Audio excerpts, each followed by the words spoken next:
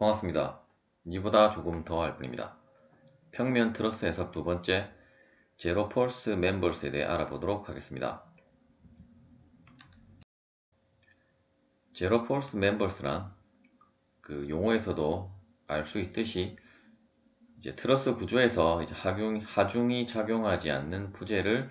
이제 제로 폴스 멤버라고 하겠습니다. 이 제로 폴스 멤버는 이제 트러스 구조를 건축을 할 때 이제 안정성을 높이기 위해서 이제 사용이 되어지거나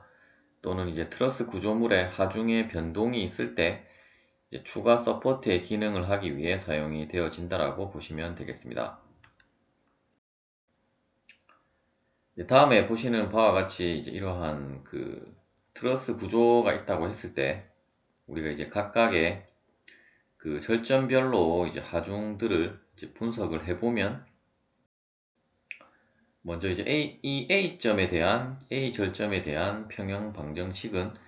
이제 시그마 fx 이꼬르 0, 시그마 fy 이꼬르 0라는 두 개의 평형 방정식에 의해서 일단 하중이 이쪽 아랫 방향으로 이제 P로 작용을 하고 있고, 일반적인 이제 우리가 강체를 다룰 때처럼 이제 모멘트는 작용을 하지 않기 때문에 두 개의 어떤 하중 조건에 의해서 이제 시그마 fx의 그 성분은 이쪽 하나의 방향밖에 없고, 마찬가지로 y 방향도 하나의 힘 성분밖에 없기 때문에 결국 두 개의 이 부재는 이제 0이 되어야 함을 우리가 절점법을 통해서 알 수가 있습니다. 마찬가지로 이 뒷절점에 대한 평형 방정식도 이제 그 부재력이 각각의 축 방향에 하나밖에 없기 때문에 결국 두 개의 그 부재에 작용하는 힘은 이제 모두 0이라고 할 수 있겠습니다. 따라서 이제 최종적으로는 이런 하중 P에 의한 트러스 구조는 이 그 ED, CD와 AF, AB 부재는 이제 생략을 해도 상관이 없다라는 부분이 되겠습니다. 예제를 풀어보도록 하겠습니다. 다음과 같은 트러스 구조가 있을 때 그 절점법에 의해서 이제 제로 폴스 멤버스를 이제 찾아라는 문제가 되겠습니다. 이제 모든 조인트는 이제 핀으로 연결되어져 있다라고 이제 가정을 하고 이제 문제를 풀어보면, 일단 이 G 절점에 대해서 우리가 절점법에 의해서 그 자유물체도를 도시를 해보면 이제 다음과 같이 우리가 도시를 할 수 있고, 이러한 축 방향으로 이제 우리가 하나의 힘밖에 없다라고 하면 그쪽 방향의 힘은 항상 이제 0이 되어야 함을 이제 알 수가 있고, 따라서 FGC는 이제 제로 폴스 멤버라는 것을 알 수가 있습니다. 또한 이제 이 구조 자체가 이제 대칭을 이루고 있기 때문에 이제 우리가 한쪽만 해석을 하면 이쪽 부분은 동일한 방법으로 이제 부재를 해석을 하면 되므로 이쪽 부분만 먼저 해석을 해보자면, 일단 FGC는 이제 제로 폴스 멤버라고 결정이 되어졌고, 두 번째 이제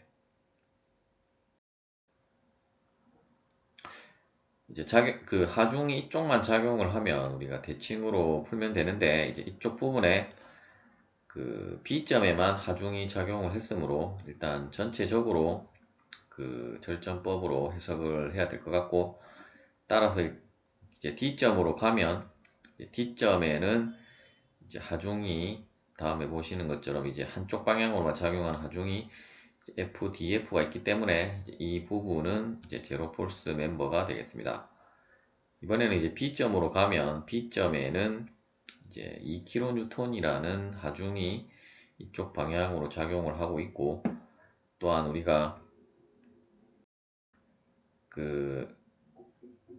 XY 축을 반드시 이러한 직각좌표계로 우리가 이 전체를 뭐 그 가정을 해서 이러한 식으로 직각좌표를 둘 수도 있지만, 각각의 축 방향을 이러한 식으로 XY 좌표로 두게 되면 일단 이쪽 부분을 이제 직각이라고 그 문제에서는 그 해석을 한 것 같으므로 이제 다음에 보시는 것처럼 이제 직각좌표계로 XY로 이제 이쪽을 Y, 이쪽을 X라고 하게 되면 결국 시그마 fx 이꼬르 제로라는 평형 방정식에 의해서 이제 이쪽 부재 FBF도 BH도 이 2kN과 동일한 값을 가져야 하므로 따라서 이제 2kN 됨을 알 수가 있습니다.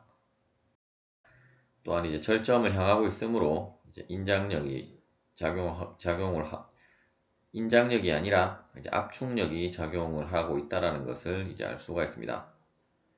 다시 이제 F로 가서 이제 F에 대한 평형 그 자유물체도는 다음과 같고, 우리가 일단 이 DF는 우리가 제로 폴스 멤버라는 것을 이쪽 부분에서 우리가 확인을 했기 때문에 이쪽에 작용하는 하중은 0이 되게 되고, 따라서 이제 FC 이제 코사인 시타의 값이 0이 되어야 하는데 현재 이제 시타의 값이 90도가 아니므로, 즉 이제 코사인 90도가 0이 되게 되는데 90도가 아니기 때문에, 따라서 이제 FC 값이 0이 되어야 0이 되게 되므로, 따라서 FC의 그 부재력은 이제 0이 되어서 이제 이쪽 부분에 그 부재도 이제 제로 폴스 멤버라는 것을 확인을 할 수가 있습니다. 즉 이제 이쪽 부분이 이제 제로 폴스 멤버고, 즉 이제 이쪽 부분은 이제 제로 폴스 멤버로 우리가 확인이 되었고, 이제 CD도 제로 폴스 멤버.